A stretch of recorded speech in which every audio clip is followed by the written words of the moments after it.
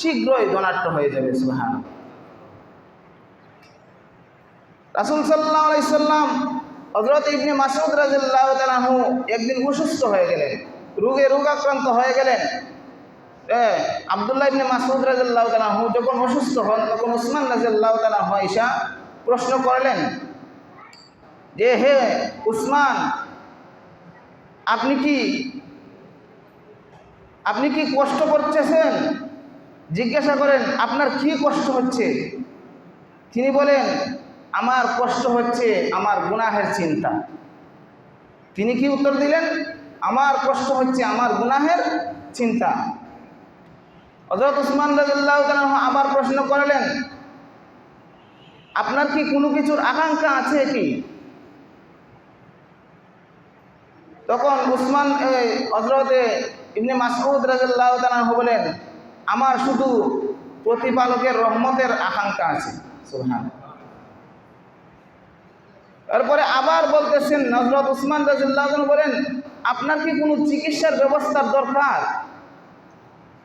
তিনি জবাব বললেন, চিকিৎসক তো নিজেই আমাকে অসুস্থ করে রেখেছেন। সুবহানাল্লাহ। চিকিৎসককে আল্লাহ, আল্লাহ তো নিজেই অসুস্থ বানায় দিয়েছেন আমাকে, তাহলে আর চিকিৎসা কে দিবে? এর মানে এটাই,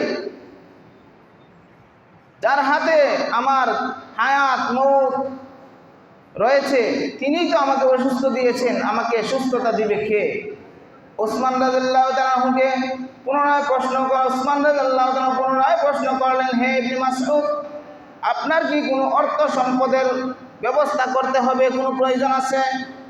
তিনি জবাবে বললেন, আমার কোনো প্রয়োজন নাই। কারণ কি? হযরত উসমান রাদিয়াল্লাহু তাআলা বলেন, আপনার পরে অর্থ সম্পদ আপনার কন্যাগণের কাজে লাগবে। অর্থাৎ কি? রাসূল সাল্লাল্লাহু আলাইহি সাল্লাম বলে দিয়েছেন, যেই ঘরে নিয়মিতভাবে মাগরিবের পরে সূরা ওয়াকিয়া পাঠ করা হবে, ওই ঘরে কখনো এইরকম ভাবে দুর্ভিক্ষ দেখা দিবে না, রিজিকের অভাব দেখা দিবে না। সেই বর্ণনা কি আপনি শুনেন নাই? নবীজি সাল্লাল্লাহু আলাইহি সাল্লাম সেই হাদিস তো শিক্ষা দিয়ে গেছেন। সুবহানাল্লাহ। এমনকি একটা স্বপ্নের তাবির বলি, যে ব্যক্তি এই সূরা ওয়াকিয়া ঘুমন্ত অবস্থায় দেখবে, স্বপ্নে দেখবে সূরা ওয়াকিয়া পাঠ করছে, আল্লাহ রাব্বুল আলামিন বলেন তার রিজিক, রাসূল সাল্লাল্লাহু আলাইহি সাল্লাম স্বপ্নের তাবিরে বলেন তার রিজিক বৃদ্ধি করা হবে এবং আসমানি জমিনি হাওয়াই জিসমানি যত বালা মুসিবত আছে সব বালা মুসিবত থেকে আল্লাহ রাব্বুল আলামিন হেফাজত করবেন। শুধু তাই না, সেই সূরা ওয়াকিয়া যদি কোনো ব্যক্তি এরকম ভাবে অঙ্কন করে তার শরীরের মধ্যে রেখে দেয়, রাসূল পাক সাল্লাল্লাহু আলাইহি সাল্লাম বলেন ওই ব্যক্তিকে দুনিয়ার কোনো মুসিবত গ্রাস করতে পারবে না। সুবহানাল্লাহ। সূরা ওয়াকিয়ার তাফসীর বললে তো বলার সময় নাই। সূরা ওয়াকিয়া একটা কিয়ামত সম্পর্কে নাযিলকৃত সূরা। এই সূরার মধ্যে আল্লাহ রাব্বুল আলামিন কিয়ামতের ঘটনাকে তুলে ধরেছেন। আল্লাহ রাব্বুল আলামিন বলেন, ইযা ওয়াকাতিল ওয়াকিআ, যখন কিয়ামতের ঘটনা ঘটবে, লাইসা লিওয়াকাতিহা কাযিবা, তখন এর অস্বীকারী কেউ থাকবে না। বলেন, এই অস্বীকারী কেউ থাকবে? খাফিযাতুর রাফিআ, কিয়ামতের দিন যখন ঘটবে, যখন বিচার আরম্ভ হবে, তখন কারো মর্যাদা উঁচু হবে, কারো মর্যাদা নিচু হবে। ইযা রুজ্জাতিল আরদু রাজ্জা, যখন কিয়ামত ঘটে যাবে, তখন এরকম ভাবে পাহাড় পর্বতগুলা ব্যঙ্গে চুরমার হয়ে যাবে, দারুণ ভাবে প্রকম্পিত হয়ে যাবে। অবস্থাতিল জিবালু বাসসা, পাহাড় পর্বত এরকম ভাবে তুলার মতো উঠতে থাকবে, তুলার মতো উঠতে থাকবে। ফাকানাত হাবাআম মুনবাসা, একেবারে বাতাসে উৎক্ষিপ্ত ধূলিকণার মতো উড়তে থাকবে। ওয়া কুনতুম আসওয়াজান সালাসা, আল্লাহ রাব্বুল আলামিন বলেন সেই দিন মানুষ তিন দলে বিভক্ত হয়ে যাবে। তিন দল কারা কারা? ওয়া আসহাবুল মাইমানাতি মা আসহাবুল মাইমানা। এক দল হচ্ছে ডান দিকের দল।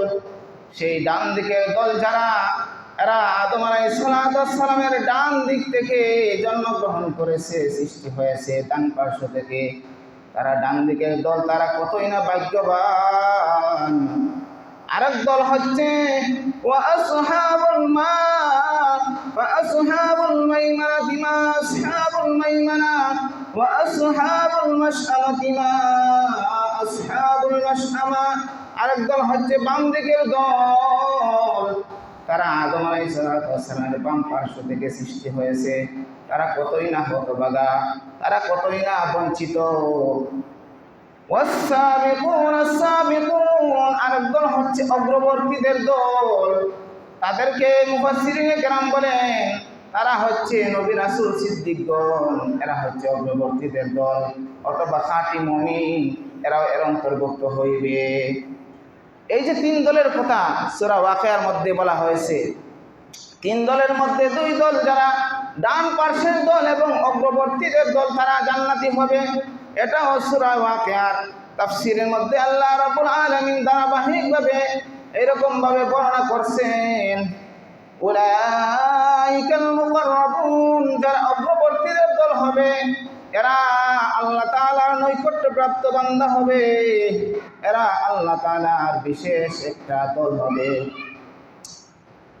ওয়াকালিলুম ফি জান্নাতিন নাঈম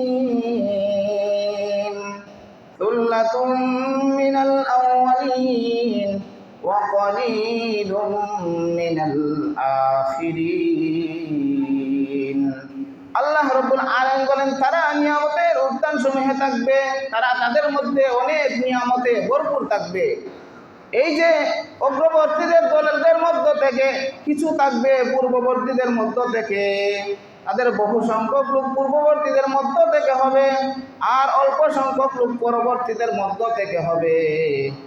আল্লাহ রাব্বুল আলামিন বলেন আলা সুরুরিম মাওদুনা মুত্তাকিইনা আলাইহা মুতাকাবিলিন। তারা স্বর্ণখচিত আসনে, আসন সমূহের উপরে থাকবে, তারা একে অপর দিকে হেলান দিয়ে বসে থাকবে। সুবহানাল্লাহ। এই হচ্ছে অগ্রবর্তীদের এই ব্যাখ্যা আল্লাহ রাব্বুল আলামিন কোরআন শরীফের আয়াত দ্বারাই আল্লাহ রাব্বুল আলামিন বলে দিয়েছেন। এই হচ্ছে অগ্রবর্তীদের দল। এরপরে আল্লাহ রাব্বুল আলামিন আরো বলেন এদের নাজ নিয়ামতের কথা। আল্লাহ রাব্বুল আলামিন কি নাজ নিয়ামত দিবেন? ইয়াতুফু আলাইহিম ওয়ালদানুম মুখাল্লাদুন। তাদের কাছে চির কিশোরেরা তাদের খেদমতের জন্য নিয়োজিত থাকবে। চির কিশোর যারা আছে তাদের খেদমতের জন্য থাকবে। সুবহানাল্লাহ। বিআকওয়াবিন ওয়া আবারিকা ওয়া কাসিম মিন মাঈন। তাদের হাতে থাকবে পান পাত্র, থাকবে শ্রবণ মিশ্রিত, অশ্রবণ মিশ্রিত। তারা সেই পেয়ালা হাতে নিয়ে তাদের কাছে থাকবে। সেই পেয়ালার সেই যে শরাব আছে, পানপাত্র আছে, সেই শরাব দুনিয়ার পানপাত্র। সেই শরাব খাইলে তো মাথার মধ্যে সমস্যা ঘটে, ঘটে নাকি ঘটে না? তাদের মাথা নেশা হয়ে যায়, নেশাগ্রস্ত হয়ে যায়, মাতাল হয়ে যায়। আল্লাহ রাব্বুল আলামিন বলেন লা ইউসাদ্দাউনা আনহা ওয়া লা ইউজিফুন। যখন তারা সেই শরাব পান করবে তাদের মাথা মাতাল হবে না, তারা নেশাগ্রস্ত হবে না, তাদের মাথা ঘোরানিও হবে না। ওয়া ফাকিহাতিন মিম্মা ইয়াতাখায়্যারুন। যখন তারা যা চাইবে ফলমূল খাওয়ার জন্য, আল্লাহ রাব্বুল আলামিন সেই ফলমূল তাদের জন্য খাবার হিসাবে গিফট করবে। ওয়ালাহমি তাইরিম মিম্মা ইয়াশতাহুন। তাদের ইচ্ছা মতো তাদের গোশত আল্লাহ তাআলা গিফট করবে। আল্লাহ রাব্বুল আলামিন বলেন ওয়া হুরুন আইন কামসালিল লুলুইল মাকনুন জাযাআন বিমা কানু ইয়ামালুন। আল্লাহ রাব্বুল আলামিন বলেন, যেমন তাদের উপরে তাদের জন্য হুর গিলমানগণ তাদের জন্য নিয়োজিত থাকবে। হুর গিলমানগণের ব্যাখ্যায় বলতেছেন আল্লাহ রাব্বুল আলামিন বলেন, সেই হুর গিলমানের ডাগর ডাগর চক্ষু বিশিষ্ট হুর গিলমান ফল থাকবে, যেন তারা একটা সোনায় খচিত সুরক্ষিত মুক্তা। সুবহানাল্লাহ। আল্লাহ তাআলা বলেন, জাযাআম বিমা কানু ইয়ামালুন, সেটা হবে তাদের কর্মের ফল, সেটা হবে তাদের কর্মের ফল। তারা যা আমল করেছে তার আমলের বিনিময়ে প্রতিদান আল্লাহ তাআলা দিয়ে থাকেন। এটা হচ্ছে যারা অগ্রবর্তীদের ব্যাখ্যা বললাম, অগ্রবর্তীদের কথা আল্লাহ রাব্বুল আলামিন কোরআন শরীফের মধ্যে বলছেন। এরপরে দেখেন ডান পার্শ্বের কথা আল্লাহ রাব্বুল আলামিন বলছেন, ডান পার্শ্বে যারা হবে, ডান দিকের দল যারা, এরাও জান্নাতি হবে। এদের নাজ নিয়ামতের কথাও এই সূরা ওয়াকিয়ার মধ্যে আল্লাহ রাব্বুল আলামিন তুলে ধরেছেন। এবং যারা বাম পার্শ্বের দল, এরা হচ্ছে জাহান্নামী। এদেরকে যে জাহান্নামের শাস্তির কথা আল্লাহ রাব্বুল আলামিন সেই সূরা ওয়াকিয়া, পুরাটা সূরা ওয়াকিয়ার মধ্যে আল্লাহ রাব্বুল আলামিন এরকমভাবে জান্নাতীদের কথা বর্ণনা দিয়েছেন, অগ্রবর্তীদের কথা বর্ণনা দিয়ে গেছেন, এবং জাহান্নামীদের শাস্তির কথাও আল্লাহ রাব্বুল আলামিন বর্ণনা দিয়ে গেছেন। এগুলা শুনলে আসলেই আমাদের দিল অবশ্যই সজাগ হবে, দিল অবশ্যই আমাদের আল্লাহর প্রতি অগ্রাধিকার অগ্রগতি হবে।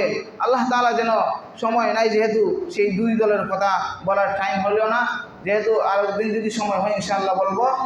আল্লাহ তাআলা আমাদেরকে যাতে এই কিয়ামতের এই ঘটনার অপেক্ষা করে আল্লাহ রাব্বুল আলামিন আমাদের যাতে কিয়ামতের প্রস্তুতি, এই কিয়ামতের দিন তো আমাদের অবশ্যই হাজির হতে হবে, কিয়ামতের দিন আমাদের সাক্ষাৎ হতে হবে। কিয়ামতের দিন প্রত্যেকটা বান্দার হিসাব নেওয়া হবে, যার যার হিসাব, যার যার পুঙ্খানুপুঙ্খভাবে যার যার আমলের বিনিময় দেওয়া হবে, কোনো কমতি করা হবে না, যাররা পরিমাণ কমতি করা হবে না। এই জন্য আমাদের সেই দিনের জন্য আমাদের অপেক্ষায় থাকতে হবে, সেই দিন আমাদের হাজির হতে হবে। সেই দিন থেকে, সেই দিন আল্লাহ তাআলার কাছ থেকে কীভাবে বাঁচতে পারি, সেই ধরনের আমাদের কি করতে হবে, প্রিপারেশন নিতে হবে আগ থেকেই। আল্লাহ তাআলা যাতে আমাদের সবাইকে সেই দিনের থেকে আমাদেরকে পার করে দেয়, সেই দিন বাঁচার জন্য ব্যবস্থা করে দেয়। ওয়া আখির দাওয়ানা আলহামদুলিল্লাহি রাব্বিল আলামিন।